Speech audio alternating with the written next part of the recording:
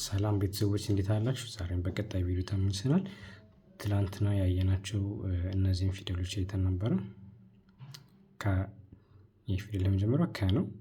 ከ እስከ ዠ ያሉ ፊደሎችን አይተናል ማለት ነው በምሳሌ። እሺ ዛሬ ደግሞ የምናያቸው የእነዚህን ፊደሎች ነው።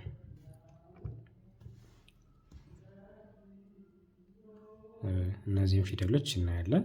አ የ ደ ጀ ገ። ስለዚህ መጀመሪያ ምንድነው የምናደርገው? እነዚህን ፊደሎች በምሳሌ እዚህ ጋር ምሳሌዎች ስላሉ በምሳሌ እናያቸዋለን። መጀመሪያ ፊደሉ እንደዚህ እንቆጥራለን፣ ወደ ጎን እንቆጥራለን። በመቀጠል ደግሞ ምንድነው የምናደርገው? እዚህ ጋር ያሉ ምሳሌዎችም አሉ። እነዚህ ምሳሌዎቹ ሰርተን እናያለን ማለት ነው። ኦንላይን መማር የምትፈልጉ ተማሪዎች ካላችሁ ይህ ቁጥር በዚህ ቁጥር የኔ ቁጥር ነው። በዚህ ቁጥር ደግሞ በዋትስአፕ በቴሌግራም ብትደውሉ በዚህ ቁጥር ማግኘት ትችላላችሁ ማለት ነው። ስለዚህ 2024 775 የኔ ቁጥር ነው። መማር የምትፈልጉ በግል አስጠኝ ተመደቡላችሁ በዚህ ቁጥር ደውሉልኝ። አሁን ወደ ትምህርታችን እንሄዳለን ማለት ነው። እሺ ትናንትና ካየነው እንጀምራለን። ይሄኛው ማን ነበር ለማስታወስ? ከ ሀ ወ ዘ ዠ። ከ ሀ ወ ዘ ዠ። ይሄን ይመስላሉ። ይሄ ትናንትናው ክላሳችን ነው ማለት ነው። እሺ ዛሬ ደግሞ የምናያቸው እነዚህ ነው። እሺ ይሄ የመጀመሪያው አ ነው። አ የ ደ ጀ ገ። እንድገመው። አ የ ደ ጀ ገ። አ የ ደ ጀ ገ። እሺ ይሄንን ይመስላሉ። አሁን ደግሞ ወደ ጎን እናያቸዋለን ፊደሎች ማለት ነው። ወደ ጎን እናነባለን። አ ኡ ኢ አ ኤ እ ኦ። አ ኡ ኢ አ ኤ እ ኦ። እሺ የ ዩ ይ ያ ዬ ይ ዮ። የ ዩ ይ ያ ዬ ይ ዮ። ደ ዱ ዲ ዳ ዴ ድ ዶ። ደ ዱ ዲ ዳ ዴ ድ ዶ። ጀ ጁ ጂ ጃ ጄ ዥ ጆ። ጀ ጁ ጂ ጃ ጄ ጅ ጆ። ገ ጉ ጊ ጋ ጌ ግ ጎ። ገ ጉ ጊ ጋ ጌ ግ ጎ። ይሄን ይመስላሉ ፊደሎቹ ወደ ጎን ሲነበቡ። ለማስታወስ ያክል አሁን እነዚህ ወደ ታች ድጋሚ ላንብብላችሁ። አ ይሄ የ ደ ጀ ገ። እሺ እነዚህን ይመስላሉ ማለት ነው። አሁን ከነዚህ ፊደሎች የተመሰረቱ ምን እናያለን ማለት ነው? ቃላትን እንዴት እንደተመሰረቱ እንዴት መጻፍ ብንፈልግስ እንዴት መስራት መጻፍ እንችላለን የሚለውን በምሳሌ አሳያችኋለሁ ማለት ነው። አሁን ለምሳሌ ይህንን የመጀመሪያውን ለማንበብ ምን ማድረግ ያለብን? ይቺ ፊደል ከማን ጋር እንደተጻፈች እንፈልጋታለን። ይቺ ዛሬ ከተማርነው ከየትኛው ጋር ትመሳሰላለች? እዚህ ጋር ትመሳሰላለች። ስለዚህ ይቺን ፊደል አሁን እናነባታለን ማለት ነው። ይሄ ማን ነበር ያለው? ይሄ አ። ይሄ የ።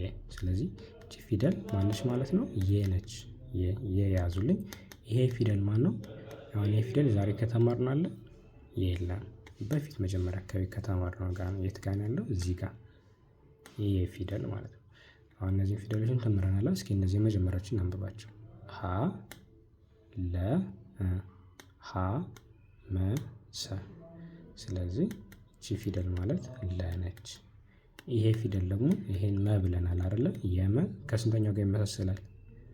ስድስተኛው ጋር መ ሙ ሚ ማ ሜ ም።